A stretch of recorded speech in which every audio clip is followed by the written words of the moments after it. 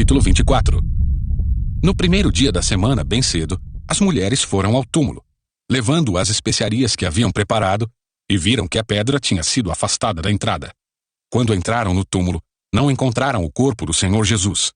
Enquanto estavam ali, perplexas, 2 homens apareceram, vestidos com mantos resplandecentes. As mulheres ficaram amedrontadas e se curvaram com o rosto em terra. Então, os homens perguntaram: por que vocês procuram entre os mortos aquele que vive? Ele não está aqui. Ressuscitou. Lembrem-se do que ele lhes disse na Galileia. É necessário que o Filho do Homem seja traído e entregue nas mãos de pecadores, seja crucificado e ressuscite no 3º dia.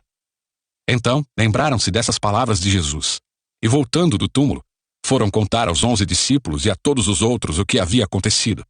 Maria Madalena, Joana, Maria, mãe de Tiago, e as outras mulheres que as acompanhavam relataram tudo aos apóstolos. Para eles, porém, a história pareceu absurda, e não acreditaram nelas. Mas Pedro se levantou e correu até o túmulo. Abaixando-se, olhou atentamente para dentro e viu os panos de linho vazios. Então voltou para casa admirado com o que havia acontecido.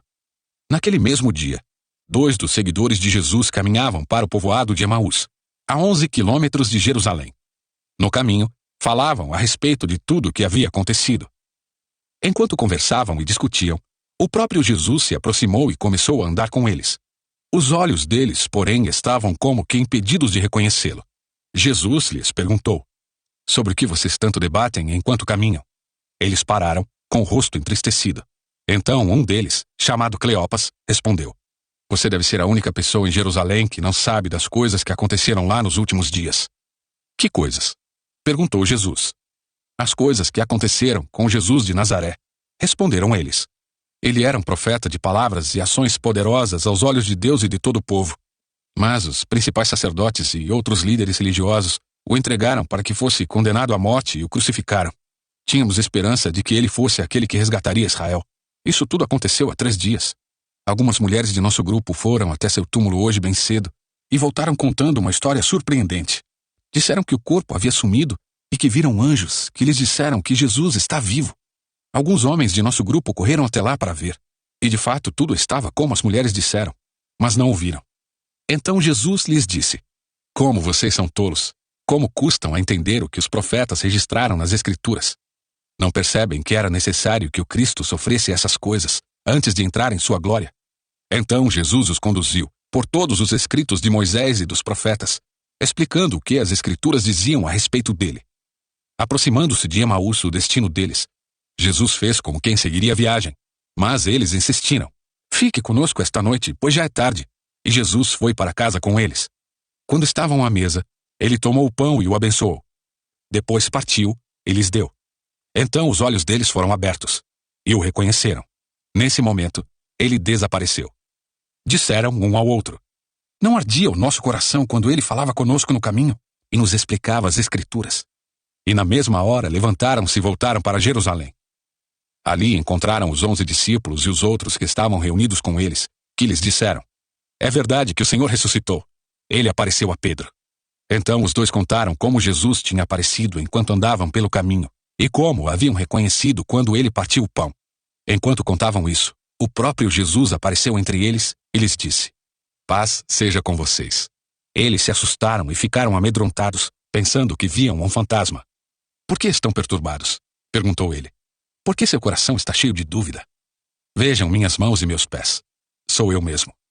Toquem-me e vejam que não sou um fantasma, pois fantasmas não têm carne nem ossos. E como veem, eu tenho. Enquanto falava, mostrou-lhes as mãos e os pés. Eles continuaram sem acreditar, cheios de alegria e espanto. Então Jesus perguntou: vocês têm aqui alguma coisa para comer? Eles lhe deram um pedaço de peixe assado e ele comeu diante de todos. Em seguida disse: enquanto ainda estava com vocês, eu lhes falei que devia se cumprir tudo que a lei de Moisés, os profetas e os salmos diziam a meu respeito. Então ele lhes abriu a mente para que entendessem as Escrituras e disse: sim, está escrito que o Cristo haveria de sofrer, morrer e ressuscitar no 3º dia, e que a mensagem de arrependimento para o perdão dos pecados seria proclamada com a autoridade de seu nome a todas as nações, começando por Jerusalém. Vocês são testemunhas dessas coisas. Agora, envio a vocês a promessa de meu Pai. mas fiquem na cidade, até que sejam revestidos do poder do céu. Depois, Jesus os levou a Betânia, e levantando as mãos para o céu, os abençoou. Enquanto ainda os abençoava, deixou-os e foi elevado ao céu. Então eles o adoraram e voltaram para Jerusalém cheios de grande alegria, e estavam sempre no templo, louvando a Deus. Chegamos ao último capítulo. Lucas era médico, colaborador e companheiro de missões do apóstolo Paulo. Apesar de não ter conhecido Jesus durante seu ministério terrestre, Lucas conseguiu relatar com histórica precisão a boa notícia da salvação para pessoas do mundo todo, e não somente judeus. Sua busca meticulosa usou de relatos escritos e orais de testemunhas oculares que presenciaram a trajetória da vida, morte e ressurreição de Jesus, comprovando com plena certeza os fatos que se cumpriram. Na próxima leitura, daremos sequência com o livro de Atos, também de autoria de Lucas, que relata com o mesmo afinco o crescimento da igreja, depois da ascensão de Jesus e do derramar do Espírito Santo. O áudio desse vídeo foi extraído do aplicativo YouVersion. Deixarei o link na descrição. E é isso nesse vídeo. Me deixa saber o que você pensa nos comentários abaixo. E não se esqueça de compartilhar. Te vejo na próxima leitura.